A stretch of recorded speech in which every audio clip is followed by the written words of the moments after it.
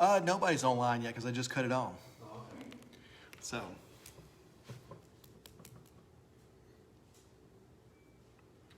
We'll wait a couple minutes.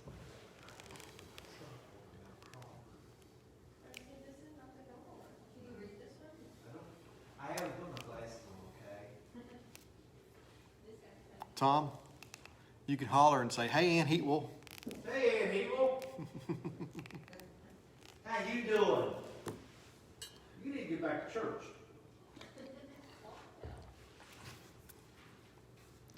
She's watching church. I know she is. I know. She over your shoulder. You get, oh my goodness. How? I can't sit in between you two and look at hers. Does somebody have a? Tom. Cheryl says, "What about me?" Say hi to Cheryl. Hi, Cheryl. How you doing? We'll keep Marty straight.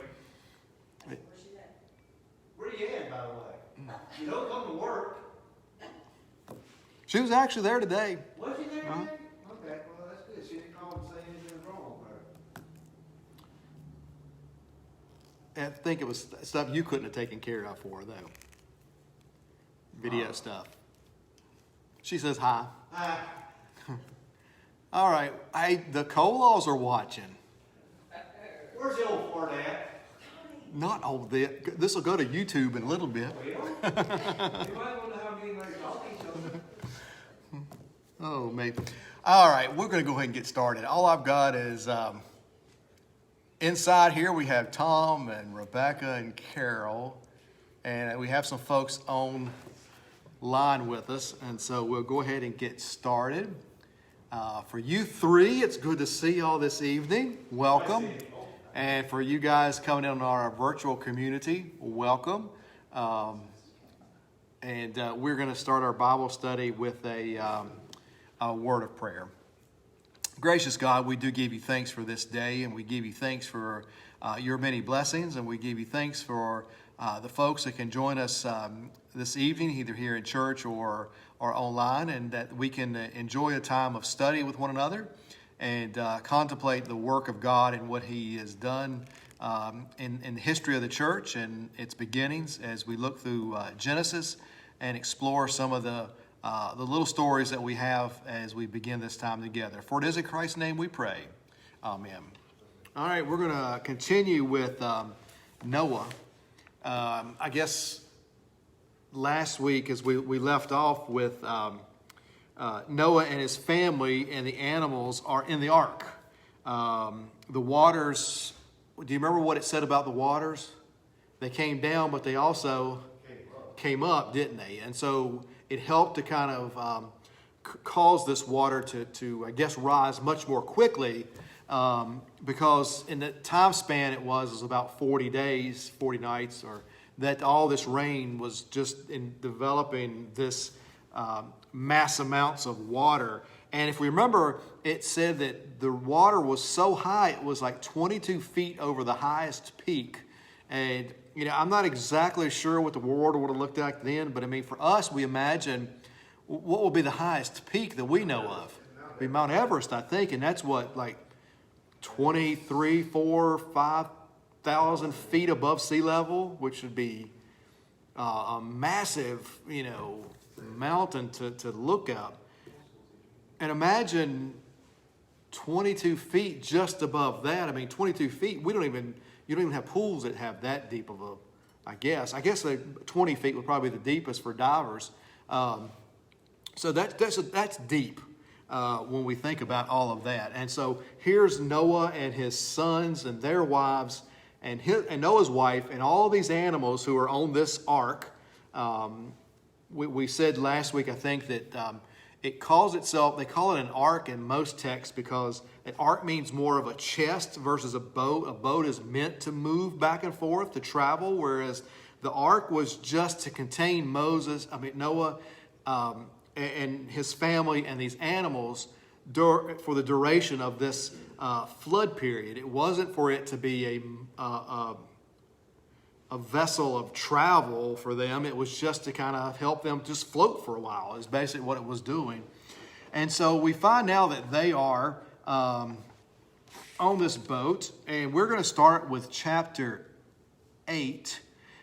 Just before that, it said at the end of chapter 7, and the floodwaters cover the earth for 150 days. 150 days, which is the Bible says, in one place it says it's about 5 months we're looking at, I guess, isn't it? 5 times 30, if we think about it, it'd be about 5 months that this water was up like that. I mean, it had already been 40 days that it took for it to get that way. I'm assuming that's how you would count it all, which gives you, 190 days, which is 40 days is about a month and a half. So you got quite a bit of time here that this water has been on this earth.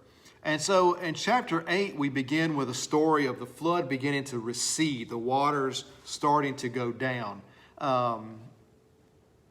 It's always one of our favorite stories, I would suspect, when we were little kids in Sunday school. And we always talk about Noah and his ark, but we don't talk about the details of it and see what all happened, just that the little generalizations that are out there.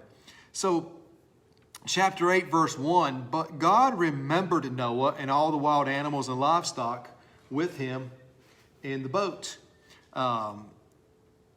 Which I think is kind of funny in a way when it says like that. I'm thinking, did he forget them? I don't know. What does your text say? Does it say the same thing? He remembered them? Yeah. I don't think that's exactly what it's saying. I think it's just that he remembered that they had done what they were supposed to do, that they were very obedient. Okay. There was an obedience there of God, of Noah and his family, and what they had done for God in the midst of all of this. That they weren't there by themselves, were they? That God was always with them. We just have started chapter 8 in Genesis, yeah.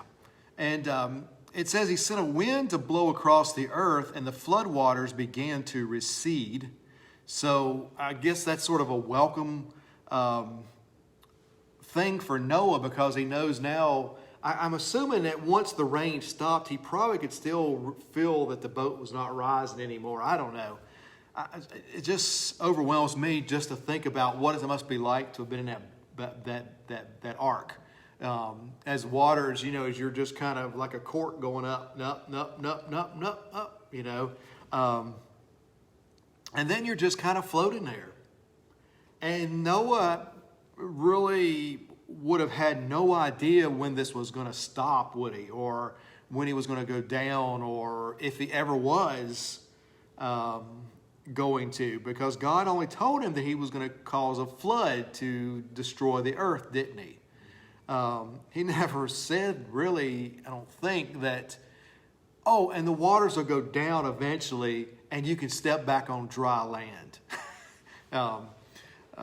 But here he is. There was a faithfulness to this in Noah, that he would go do this and trust God, and throughout this time that he would be able to survive through all of this. And just to imagine all these months he's been on there with those animals, that they had to have carried enough food, enough water. Because, you're talking about seawater where you get salt. I'm assuming that's what it would have been with salt water too. But yeah, you're right. It's probably some. Mm-hmm. And that's not just for them. It's for the animals too.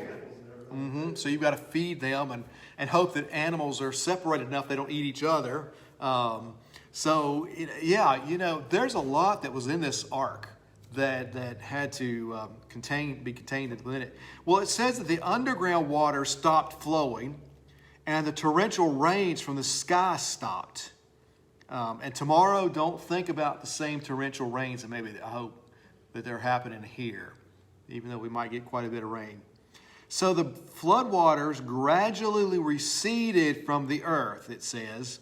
And after 150 days, which mine says exactly 5 months from the time the flood began, the ark came to rest on the mountains of Ararat. The mountains of Ararat are in what country? Does our teacher know? Not the U.S. No, it's not the U.S. I think it's kind of more towards the area of Turkey. And then sometimes that's where you'll you'll have stories of explorers or people who got to discover or are looking for this ark, usually are trying to find this ark and where it might have been.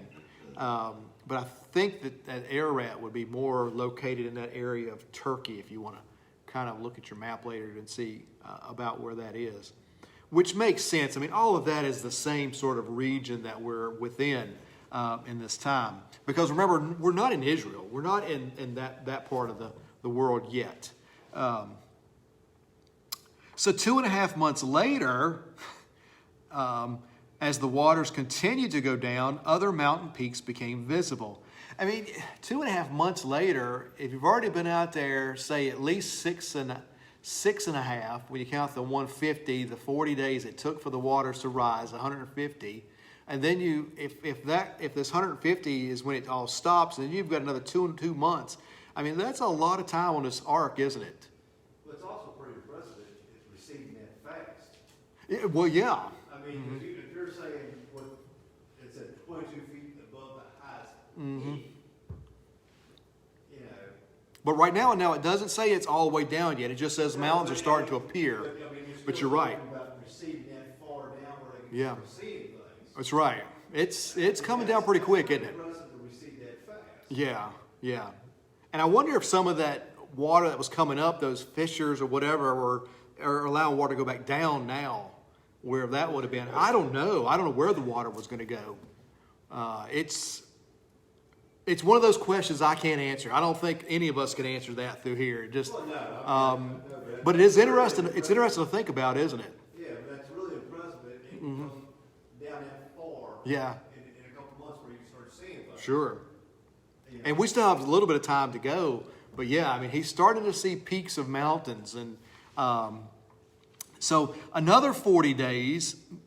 So here we go again, Tom. It is another 40 days, which is another month and a half. So overall, we've gotten, about 8-9 months right now, I guess? You know, we're looking at, I mean, in our time world, to think about it, that's quite a long time. After another 40 days, it says, Noah opened the window and he'd made in the ark and released a raven. So he opened up one of the hatches, I assume, and the first bird that he releases out of it is a raven. But it says that what happened with the raven, the bird flew back and forth until the floodwaters of the earth had dried up, which I'm assuming that he probably never really saw that bird again, or it just kept coming back and got food or whatever, and did those kind of things. So nonetheless, it really didn't give him the sign that he wanted in the midst of it. So in verse 8 of chapter 8, it says, he also released a dove to see if the water had receded and it could find dry ground. A dove becomes one of our birds that we think about, you know, especially when it comes to Scripture, doesn't it? Representing a kind of a peace that represents sort of the Holy Spirit. It represents many things. He released the dove to see if the water had receded and see if it could find dry ground. But the dove could find no place to land because the water still covered the ground. So it returned to the boat, and Noah held his hand out and drew the dove back inside. So he waited about a week, according to verse 10, and Noah releases the dove again. This time the dove returned to him in the evening with a fresh olive leaf in its beak, which would have to mean what? Not only had the water began to recede, but you also are having plants are starting to come up. Trees aren't they?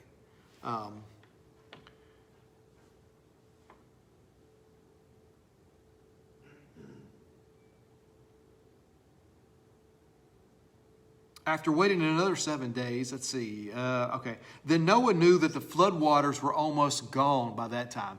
He waited another 7 days and released the dove again. This time it didn't come back, which probably means what? It found a place to settle, didn't it? Yeah. I don't think it was the end of the dove. It's just it had found a place to settle and didn't need to come back. But it needed its mate, though, didn't it? Hopefully the mate kind of found him. So that was sort of Noah's symbol that everything had started to come back to the way it was. The waters were starting to recede. That dry land is now imminent for them. That it's about there.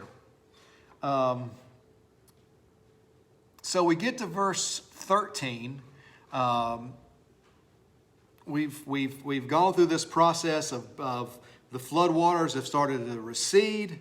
Noah has seen a lot of what's going on. He sent out these birds. He sent out these doves who have revealed to him, this dove has revealed to him that the dry land is there and close.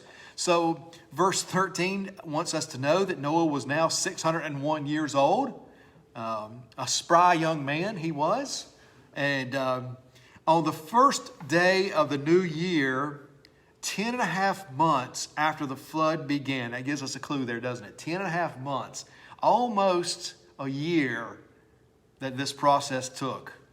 The floodwaters had almost dried up from the earth. And Noah lifted back the covering of the ark and saw that the surface of the ground was drying. Which could also mean that the boat may have already settled, hadn't it? In that moment. 2 more months went by, and at last the earth was dry. So this whole process took over a year, didn't it? From beginning to end. Not the time he built the ark, because remember we said there were some that say it could have been 55 years. It could have been upwards to 70 to 75 years it took Noah to build this ark, which makes sense when you think about it when it's just him and his 3 sons. My mind always goes to, have any of you ever seen the movie Evan Almighty? And he built the ark, had to build that ark, and people thought he was nuts. And and I always think about that. And when I think of this, just imagine, in that day it didn't take him as long. He had a few helpers. But here it took quite a bit of time. And then you have just a little over a year span that it took from the time the rains came down to the time that they are completely dried. The ground everything has gone. And you think about it, Noah, his 3 sons, his wife, and his 3 daughter-in-laws, all these animals were on his ark together. Needing food and water, someone to care for them, someone to have some sort of implement to do what? Pick up whatever food has been processed, and get rid of it. I mean, these boys were pretty busy, weren't they? I would imagine throughout this whole time, and are just done with all of this. In verse 15, I think about people who are nervous about flying. And you ever seen somebody that flies and they get off of it and the first thing you would do is kiss the ground or something because we're down? But you're only in a plane for just so long, aren't you? Depending on where where you're going. You imagine Noah must have kissed the ground when he got off of that boat. One of them sons probably did. Then God said to Noah, "Leave the boat, all of you." Whew. I can imagine the relief he must have had in that moment. Yes, I want to leave this boat. You and your wife and your sons and their wives. Release all the animals, the birds, the livestock, and the small animals that scurry along the ground, so that they can be fruitful and multiply throughout the earth. Because each of these animals have to begin repopulating, don't they? And we'll see that in just a moment be told too. But yeah, first he sends the animals off and he says, let them repopulate the animal kingdom. Even the animals we don't even like, they get to repopulate. And so Noah and his wife, verse 18 says, so Noah, his wife, and his sons and their wives left the boat. And all of the large and small animals and birds came out of the boat, pair by pair, which would have been an interesting sight to see, wouldn't it? To see this process of all of these animals coming out, knowing what kind of to do in this moment. You know, this was God at work in the midst of this, wasn't it? That they would come out of their pair units and into this boat. And I can imagine this is what happened, that it wasn't just a scattering of animals and just kind of found themselves out there, that these probably trotted out two by two by two by two. What an interesting sight it would have been. Verse 20 is interesting to me because we've not talked about sacrifices, have we? Although they were sort of implied. Remember, what was it, a few verses ago, a couple chapters ago, when it did, as Noah was being told what animals to bring aboard the ark, the one section of animals he was told were to bring pairs of, or bring the animals that are, I was hoping I could find it a little quicker, but I can't.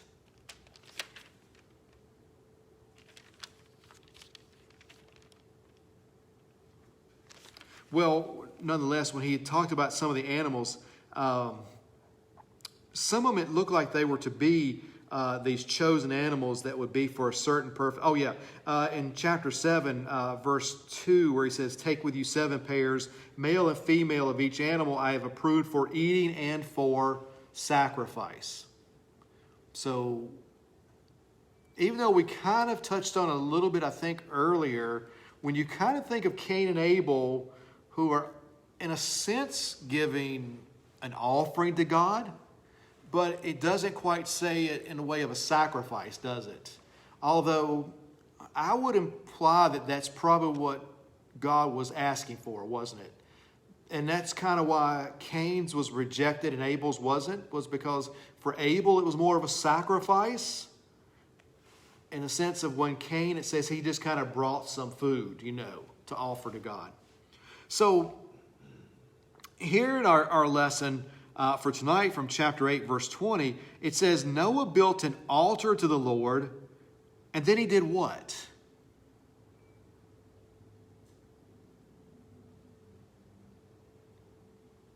You can... Yes, it says he sacrificed as burnt offerings the animals and birds that had been approved for that purpose. So maybe there was a section of the boat where he had put animals that were going to be for that purpose later on. I don't know. But here it says this is what he did. An altar, you especially see it in the Old Testament where they leave altars quite a bit, where there was a significant event or a meeting between God and whoever that person was, who's the significant person in the midst of our story, our character of the day, whether it's Noah, Moses, Jacob, Isaac, whoever it might be. They sort of will leave behind an altar. It reminds me of the New Testament story. Remember the Transfiguration story. And when Jesus had untransfigured, I guess, and we had Elijah and Moses with him. What was the first thing Peter wanted to do? He wanted to put 3, basically, altars to represent what just has happened, didn't he?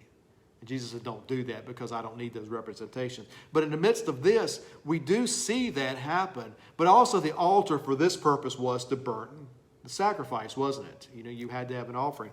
And so here it says, in verse 21, and the Lord was pleased with the aroma of the sacrifice, which was better than the aroma that was coming out of that ark, right? And said to himself, I will never again curse the ground because of the human race, even though everything they think or imagine has been toward evil from childhood. I will never again destroy all living things. And I think when he says this, imagine to be bent toward evil from childhood, is that we have this bend to sin, don't we? We are sinners, and this is part of who we are as we grow up, as we are children. And I think that's sort of what he means, or we're going to imply by this word evil. It could be evil, but I think it's more talking about the sin of each of us. But he says, I will never destroy them. I will never destroy all living things. As long as the earth remains, there will be planting and harvest, cold and heat, summer and winter, day and night. And so God I think that was God's relenting what had happened, realizing that it did not need to be done, but he did save the human race through Noah, who was seen as a righteous person, and God knew that he would be the one that needed to carry on what's going to happen. Now, we just talked about the animals that need to do that. It's going to be later in chapter 9 that we're going to talk about later in part of chapter 9, he's going to talk about that the humans during their blessing, your sons need to go and repopulate and multiply. But in chapter 9 says, then God blessed Noah and his sons and told them, what did he say, Tom? Be fruitful and multiply. Be fruitful and increase. Much like you just said the animals need to go do. Because, how many humans are left? Noah's sons and their wives. It's only 8 of them, isn't it? And I'm not too sure if Noah and his wife are going to be producing many kids at 600 and some years old. But we just never know. I don't think it's going to happen. But Noah's sons and his daughters, the daughters-in-law will go. All the animals of the earth, all the birds of the sky, all the small animals that scurry along the ground, and all the fish of the sea will look on you with fear and terror. I have placed them in your power. I have given them to you for food, just as I have given you grain and vegetables. Then he has this little caveat when he says, but you must never eat any meat that still has the lifeblood in it. Because blood's an important part of our story when it comes to sacrifice, isn't it? Because blood is life cleansing. Blood gives life, doesn't it? If it's bleeding, it is still living, isn't it? He wants it to be dead before you partake of it. Most time we don't partake when they still have that lifeblood with them, do we? Even when you hunt deer, what do? You let it drain, don't you? Because you don't want that, because it'll contaminate the meat, won't it? And I think it's what he's saying here. Not only it contaminates meat, I think he's talking about it contaminates us, doesn't it? Because you're stealing the lifeblood out of something. And I will require the blood of anyone, he says here, who takes another person's life. If a wild animal kills a person, it must die. And if anyone murders a fellow human, who murders a fellow human must die. Which I'm thinking he's talking about from the time of Cain and Abel as well. If anyone takes a human life, that person's life must also be taken by human hands. For God made human beings in his own image. Now he says, be fruitful and multiply and repopulate the earth. Go, go, go. Do these things. Then God told Noah and his sons, I hereby confirm. Now here's an important part of our lesson for tonight. Because remember, he just said that he would not destroy the earth again, didn't he? With a flood. But I hereby confirm my covenant with you and your descendants. Remember, I think we mentioned it last week or the last time we were here. A covenant. What's a covenant? It's like a promise. It's like an agreement, isn't it? That we're going to have with one another. It's part of the old covenant we have with God, that he will no longer do this. And he is putting that with Noah. And when God sets forth a covenant with us or with him, he doesn't back out of it, does he? He doesn't break it. But he sets this covenant forward with them. And he says that with you, your descendants, with all the animals that were on the boat with you, the birds, the livestock, and all the wild animals, every living creature on earth. Yes, I am confirming my covenant with you. Never again will floodwaters kill all the living creatures. Never again will a flood destroy the earth. It kind of feels like at times that that floods come through, and it doesn't mean there's not destruction or there's not going to be floods, does it? I mean, God later, in the Gospels, we hear that there's going to be all of these things that can take place within the world. It doesn't mean any of that. It means that there's not going to be a destroyed world through this. Then God said in verse 12, I am giving you a sign of my covenant with you and all living creatures and for all generations to come. What's the sign or the covenant? The rainbow. It's the rainbow. So every time we see the rainbow in the sky, it kind of is a reminder of that. You know, it's always neat to see that, isn't it? You know, after a nice harsh rain, or you know the rain's still coming a little bit, but or you couldn't have it.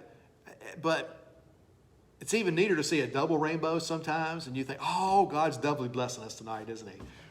When we see that. So that is his sign, because it reminds of the fact that, you know, you have this prismatic effect through the rain and the sunlight as it shines together to produce this rainbow. And it is the sign of the covenant with you and with all the earth. So for us, it can be sort of a reminder to always think about this covenant that God made with Noah when we see that, can't it? When we have a rain, like if we're going to have a rain tomorrow and we have certain times when maybe the sun comes out and it's still raining, what's going to happen is you're going to see some of that, you know, and you can think and you can go, wow, you know, God made a covenant with his people not to destroy the world with a flood again, that God was active in all the things that were going on in that particular time. When I see, and I like verse 16 when he says, when I see the rainbow in the sky, in the clouds, I will remember the eternal covenant between God and every living creature on earth. And then God said to Noah, yes, this rainbow is the sign of the covenant I am confirming with all the creatures on earth. It's always interesting to me to read these scriptures because it's very repetitive, isn't it?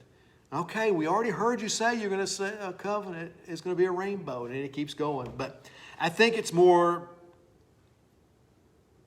not necessarily the words of God, and be careful when you hear that and hear me say that, but just the fact of how it was written in that time, because there weren't people there to write in that day. They weren't writing these things down, and so as I said, they were telling stories by oral tradition, and so they would continue to kind of put things in there. And as people were writing these later on, I mean, words are going to be added at times. Sentences are going to be added at times. But I think it gives a sense of emphasis on this covenant when he does this, to remind us, to let us know this, to let the people who are going to hear this later know that God was putting a covenant forward that said it's going to be, the symbol will be the rainbow to remind us of this. And if you tell it a couple times, what does it do to us? It reinforces it, doesn't it? To allow us to understand this is what God is doing in this event. So, there we go with that. We got a few minutes. We're going to finish up into chapter 10. We're not going to do much with, because that's mostly the lineage of the sons of Noah. And you could kind of read through those yourselves, because I want to finish up with chapter 9. And then the next time we gather together, we'll start with the Tower of Babel, which will be chapter 11. So we'll skip over chapter 10. But if you take time to read over the next couple of weeks, you can sort of see in some of this lineage of persons who are related to, or descendants of Shem, Ham, and Japheth. And it also kind of allows you to see some of the territories that expand out of their lineage. You know, we might touch on a couple just for a moment, just to kind of look at a couple things. But it says in verse 18, the sons of Noah who came out of the ark with their father were Shem, Ham, and Japheth. Ham is the father of Canaan. Now, I want you to know that for certain purposes. Ham is the father of Canaan. And when we think of Canaan, what do we think of? Well, where were Israelites? That was going to be the promised land. That's that territory there, isn't it? From these three sons of Noah came all the people who now populate the earth. After the flood, it says in verse 20, and this is just a weird little story in the midst of it all. Noah began to cultivate the ground and he planted a vineyard. One day he drank some wine he made and he became drunk and he lay naked inside his tent. Now, it's just a weird little story of Noah, who we think of this righteous man, but he was still human, wasn't he?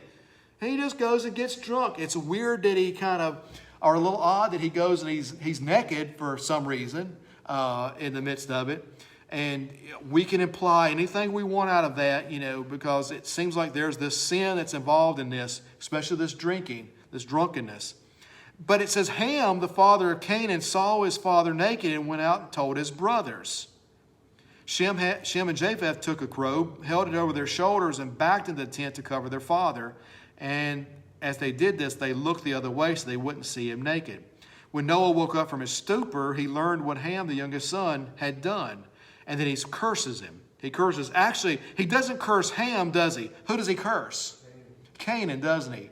Now, it's a little, what do you think is implied here why would he curse Canaan? Why would he even have a curse toward Ham in a sense, through that? What is it that Ham had done? Now, you can see Shem and Japheth are kind of going like this, aren't they? But a couple of lessons or commentary said that it could be the fact that maybe he ridiculed his father. He went out, thought it was kind of funny, and told his brothers. And then how would Noah know? Because I'm sure, as one commentary says, it's doubtful that Shem and Japheth probably told him, because it seemed like it's the next morning. But maybe Ham had gone and told others, that were out there, people, and it became a funny little joke. Nonetheless, whatever it is, there's this curse that's upon Canaan in the midst of it. When that may Canaan be cursed, may he be the lowest of servants to his relatives. And Noah said, may the Lord, the God of Shem, be blessed, and may Canaan be his servant. May God expand the territory of Japheth, and may Japheth share the prosperity of Shem, and may Canaan be his servant. And we know that's going to happen later, isn't it? As the people are going to covet and take that territory away from Canaan. Noah lived, it says, lived another 350 years after the great flood. He lived 950 years, and then he died. 950 years. That's a long time. A long time. But so it kind of tells us he's almost middle-aged when the flood happened, wasn't he? Not quite middle-aged, I guess. He was aging up a little bit. But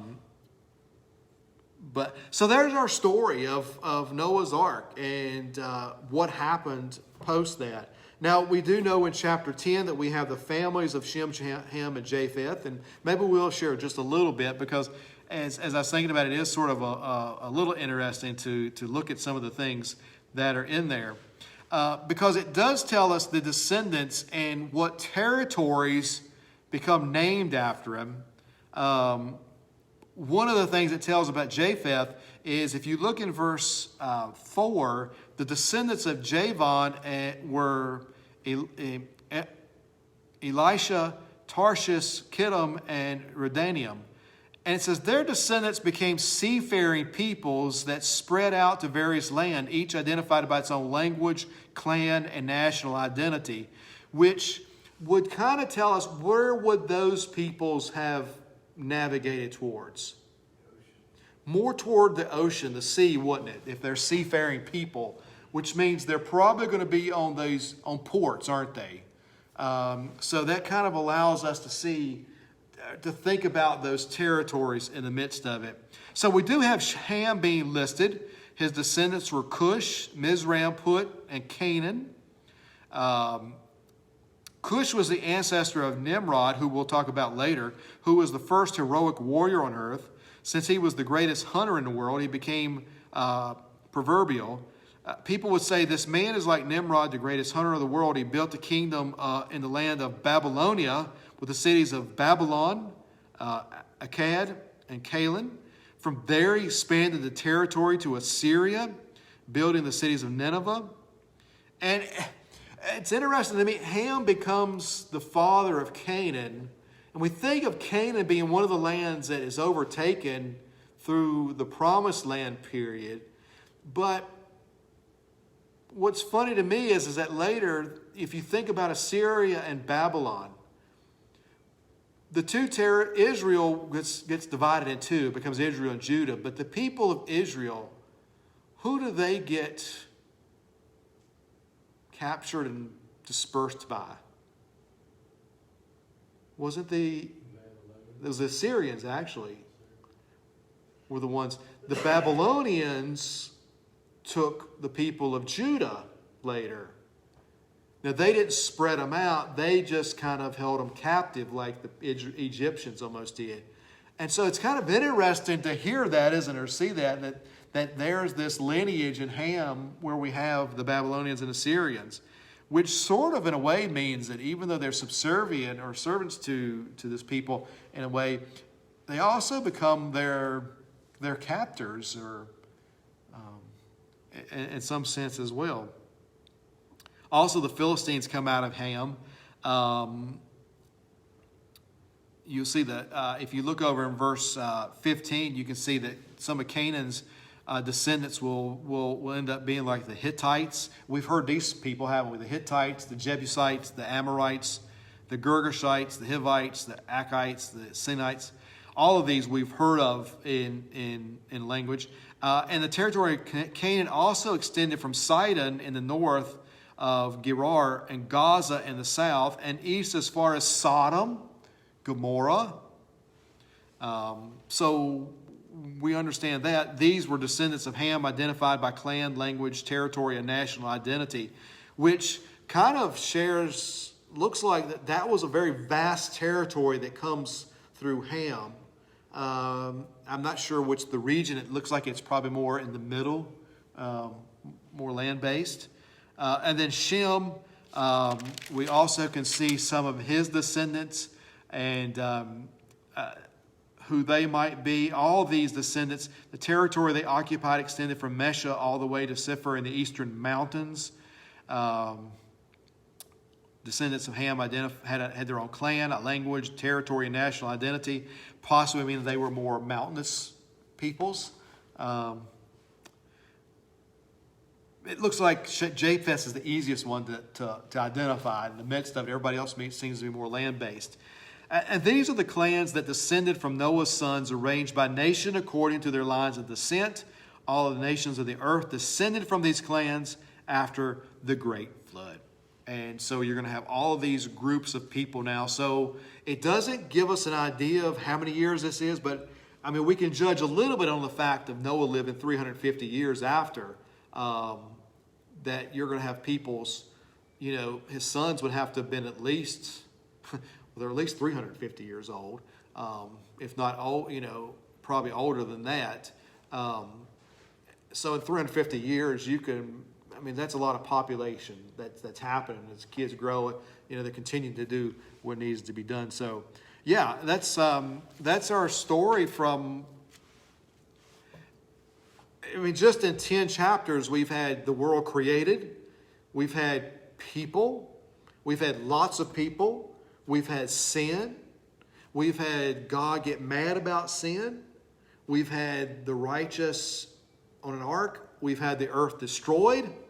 And now we've had it almost rebuilt again, haven't we? All within these first 10 chapters right now. That's a lot, isn't it? But that's sort of what Genesis is. Genesis is the beginning. And we're going to get into more unique characters in the midst of our book of Genesis. But this is sort of a quick overview, in a sense, is what I look at as, of the history of the world at that beginning point, until we really get settled into the population of peoples and the work that they're going to be doing. And it's interesting to think about the fact that all of these will go into different territories and places, and will not only be allies or friends of God's people, but they're also going to be those who will be enemies of God's people in the midst of all of this. And so it's a very unique time to be thinking about. So if you would, next week we won't be here, but the week after we will. And we'll start at chapter 11, and we'll begin immediately with the Tower of Babel. And that's another story that I think we're all pretty familiar with. And then we're going to pretty much be headed into more familiar territory when we see Abram, who will be Abraham. Which son does Abram come from? I think it's from Shem, yeah, in the Shem's family, who was the oldest, So I that think. would be David and Jesus. Yes, that'll eventually be the lineage of David, Jesus, Joseph, and all of those. Yeah, yep. But we'll see more of that the next time we come. We'll see a lot of lineage as we're preparing to get to. In fact, if you want to, go ahead and read ahead a little bit, and you can see where Abram ends up in the midst of the lineage there. You're going to also see that ages are a little different, a little more online of what we're used to, are headed that way. So I don't think you're going to see many people living too much more past 400 to 500 years for a little bit. But I think ages start to dwindle down just a tad bit as we continue to move forward. So, yeah. Well, that was fun.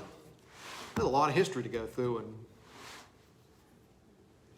the past few weeks. So, well, thank you guys for coming, and thank you guys for being with us. We'll see y'all.